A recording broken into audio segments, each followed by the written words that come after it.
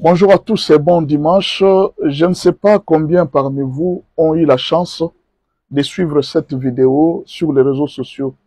La vidéo était en train de montrer des soldats de FARDC qui ont été capturés le 25 janvier 2025.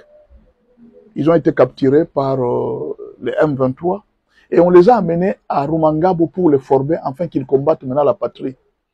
Alors, ces soldats ont été libérés. Actuellement, ça va faire 8 mois maintenant. 8 mois après, ils ont été libérés par les Wazalendo. Au fait, ils ont fui et ils ont été recueillis par les Wazalendo. Ces soldats sont en train de témoigner la souffrance, l'humiliation. Regardez les visages.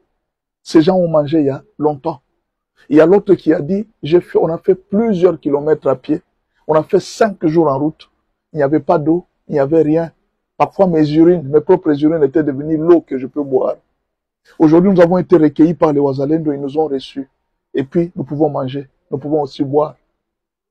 3 leçons. Première leçon, ne trahissez pas les pays à cause des étrangers.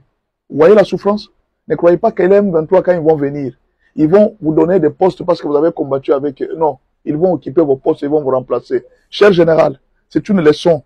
Ne croyez pas que quand les M23 vont arriver, ils vont vous laisser vous au poste de général. Ils vont vous dire ceci. Comme vous avez trahi votre maître, nous aussi, demain, vous allez nous trahir. Ils vont vous tuer.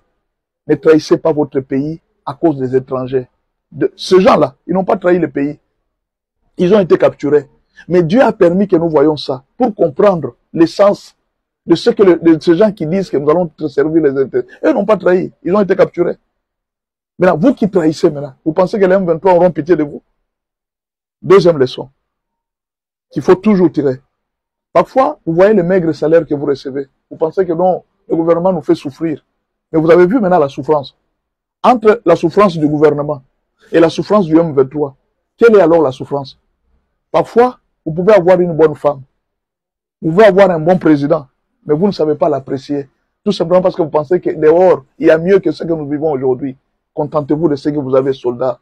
Ne croyez pas qu'il y a meilleur que ce que vous avez maintenant. Vous voyez? Ils ont compris. Troisième leçon. Des fois, vous êtes soldat. Vous combattez les Wazalendo. Aujourd'hui, ce sont vos frères Wazalendo qui vous ont recueillis. Pourquoi les FARDC doivent être en conflit avec les Wazalendo? Non, ne le faites pas. Ce sont vos frères. Ils vous ont sauvés, ils vous ont recueillis, ils vous ont donné à manger. Pourquoi vous aussi, quand vous avez à manger, quand les Wazalendo vous demandent des munitions, non, on ne vous donne pas. Mais aujourd'hui, vous voyez l'importance des Wazalendo. Troisième chose, Monsieur le Président, que fait l'argent de l'État? Pensez aux Wazalendo. Qu'on les paye officiellement. Nous n'avons pas honte à présenter ces gens-là comme des vrais héros dans notre pays. N'ayons pas honte. Vous l'avez déjà